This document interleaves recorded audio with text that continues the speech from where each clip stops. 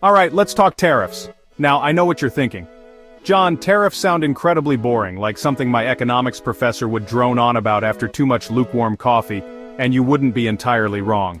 But stick with me, because these seemingly dull economic tools can actually reach into your wallet and give it a good shake. Think of a tariff as an entrance fee, a cover charge, but for stuff. When goods from another country try to enter the United States, the government can slap a tariff on them, which is basically a tax. This makes those imported goods more expensive. It's like a bouncer at the Club of International Trade saying, yeah, you can come in, but it's gonna cost you extra French cheese. The idea, at least in theory, is often to protect our own homegrown industries. If foreign widgets are suddenly pricier because of a tariff, then American-made widgets might look like a better deal. It's a bit like trying to make your local, slightly sad-looking pizzeria more appealing by putting a "Warning may contain spiders" sign on the Domino's down the street. Sometimes tariffs are also used to generate revenue for the government, though that's usually a secondary goal. Or, and this is where things get spicy, they can be used as a negotiating tactic, a bit of economic muscle flexing on the global stage. Nice economy you've got there, shame if something tariffed happened to it. However, like many things that sound simple on paper, tariffs have a dark side, a complicated underbelly. When imported goods get more expensive, who do you think ultimately pays that extra cost? Ding ding ding. It's often us, the consumers. That fancy new television, those running shoes, even the components that go into American-made products, their prices can all creep up. Plus, other countries aren't usually thrilled about having their products taxed. They might retaliate with their own tariffs on American goods, leading to a trade war, which sounds dramatic and frankly, is about as fun as it sounds for everyone involved. It's a bit like a food fight in the global cafeteria, except instead of mashed potatoes, it's livelihoods getting thrown around.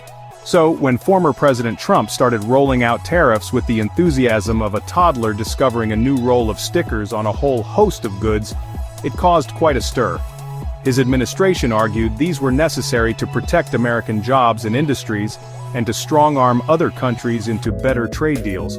But many economists and businesses cried foul, pointing to rising costs for consumers and retaliatory measures from nations like China and those in the European Union. It was a bold strategy, a bit like trying to fix a leaky faucet by hitting it with a very large, very expensive hammer. The results, as we've seen, have been, shall we say, mixed and highly debated. Now, fast forward to the very recent past, specifically May 28, 2025. Just when you thought the tariff saga might have faded into the background noise of our perpetually chaotic news cycle, a federal court decided to drop a rather large legal bomb. The United States Court of International Trade, which sounds like a place where judges wear very fancy robes while sipping Earl Grey, delivered a significant ruling. They effectively blocked most of the tariffs that President Trump had imposed since January 2025. Yes, you heard that right. A whole swath of these import taxes got the judicial red light. It was a pretty big deal, sending ripples through the economic and political worlds almost immediately. The core reason for the court's decision wasn't necessarily about whether the tariffs were good or bad economic policy. Judges generally try to steer clear of that hornet's nest. Instead, it was about power and who holds it. The court found that the president had overstepped his authority. According to the ruling, the United States Constitution quite clearly gives Congress, not the president, the exclusive power to regulate commerce with other countries. The argument from the Trump administration had often relied on invoking emergency powers, specifically the International Emergency Economic Powers Act, or IEPA, to justify these broad tariff orders. But the court essentially said, nice try, but IEPA doesn't grant you a blank check to bypass Congress on this scale for these kinds of blanket tariffs. It's important to note this ruling wasn't a complete wipeout of all Trump-era tariffs. Specifically, tariffs on certain items like automobiles, steel, and aluminum, which were imposed under a different legal statute, remain in place. So, if you were hoping your next F-150 or can of imported artisanal anchovies would suddenly be cheaper, you might need to temper your expectations slightly. The ones that got the chop were the broader, more sweeping tariff orders issued since the beginning of 2025 that leaned heavily on those emergency powers. The invalidation of these specific tariffs was effective immediately, which is legal speak for right now, folks. This whole legal showdown didn't just appear out of thin air. The case was brought forward by a coalition including the Liberty Justice Center, representing a group of small United States businesses who were feeling the pinch, and, interestingly, 12 United States states. These weren't just abstract legal arguments. These were businesses and states arguing that these tariffs were causing real economic harm. Oregon Attorney General Dan Rayfield, for instance, didn't mince words, calling the tariffs unlawful, reckless, and economically devastating. It's a stark reminder that behind the high-level legal wrangling are actual people and companies trying to navigate a very complicated economic landscape. So, what does this court ruling actually mean for your wallet and for businesses on the ground? Well, the most immediate and hoped-for effect is a potential drop in prices for certain imported goods. Think about it. If importers suddenly don't have to pay that extra tariff tax on a whole range of products, their costs go down. And in a competitive market, at least some of those savings should be passed on to consumers. We're talking about potentially cheaper electronics, clothing, household items, and a variety of other goods that were previously subject to these now blocked tariffs. It could be a welcome bit of relief, especially with inflationary pressures making everyone's budget feel a bit tighter than a new pair of jeans after Thanksgiving dinner. For businesses, particularly those that rely heavily on imported materials or goods, this ruling could be a significant boon. Manufacturers who use imported components to make their products here in the United States might see their input costs decrease, making them more competitive. Retailers who stock their shelves with imported merchandise could also breathe a sigh of relief, potentially improving their profit margins or allowing them to offer better prices to customers. The financial markets certainly perked up at the news. Reports indicated the United States dollar rallied, and global stocks saw a bit of an uplift. It's the kind of news that makes people in expensive suits smile, which is always an interesting indicator.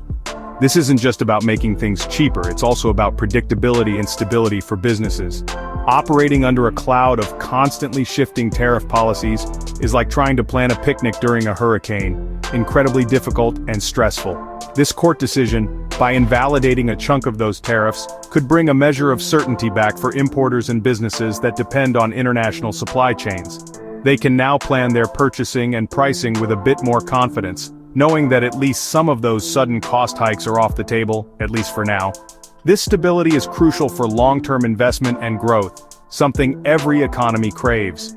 However, it's not all sunshine and roses for everyone. Some domestic producers, the very ones the tariffs were ostensibly designed to protect, might not be thrilled. They might have benefited from the higher prices on imported competing goods, which made their American-made products more attractive. With those tariffs gone, they could face increased competition from cheaper imports once again. It's a classic economic seesaw. What helps one group might put pressure on another. The overall impact will likely be a complex tapestry of winners and losers, but the initial forecast leans towards a net positive for consumers and importing industries, at least in the short term. The impact of this ruling stretches far beyond just the prices you see on store shelves. It sends ripples across the global trade arena. The decision to block these tariffs could genuinely help to mend some fences with countries that were targeted by them. Imagine being on the receiving end of these sudden import taxes. It doesn't exactly foster warm, fuzzy feelings. So, this move might cool down some trade tensions and potentially lead to an increase in imports of goods that were previously made prohibitively expensive by the tariffs. However, it also throws a bit of a wrench into ongoing trade negotiations with major players like the European Union and China. Negotiators might have to recalibrate their strategies now that a key United States bargaining chip, however controversial, has been taken off the table by the courts. Predictably, the reactions to the court's decision have been, shall we say, diverse. On one side, you have supporters cheering it on. As mentioned, Oregon Attorney General Dan Rayfield hailed it as a victory against unlawful, reckless, and economically devastating policies. Small businesses, represented by the Liberty Justice Center, are likely breathing a collective sigh of relief, hoping for a more stable and less costly environment. On the other side, well, Donald Trump himself publicly attacked the judges responsible for the ruling, which, given his history with the judiciary, is about as surprising as finding a cat video on the internet. This highlights the deep political divisions surrounding trade policy and the role of the courts in economic matters. So, what's the next chapter in this tariff drama? Well, this ruling by the United States Court of International Trade is likely not the final word. The Trump administration or those aligned with his previous policies have already filed a notice of appeal. This means the case could head to the United States Court of Appeals for the Federal Circuit, and potentially, if the stakes are high enough and the legal questions juicy enough, all the way to the United States Supreme Court. So, the legal battles could drag on, creating continued uncertainty. But for now, the injunction stands, and the tariffs remain blocked, which is a significant development in itself. Ultimately, this decision matters for everyone, not just economists and business owners. It's about the balance of power between different branches of government, specifically, reasserting congressional authority over trade policy, which is a pretty fundamental constitutional principle. It could influence how future presidents, regardless of party, approach the use of tariffs and emergency powers. And of course, it directly impacts the prices we pay, the health of American businesses, and our nation's complex relationships with the rest of the world. It's a reminder that even seemingly obscure court rulings can have very real and far-reaching consequences for our daily lives and the broader economy. So yes, tariffs, not so boring after all, are they?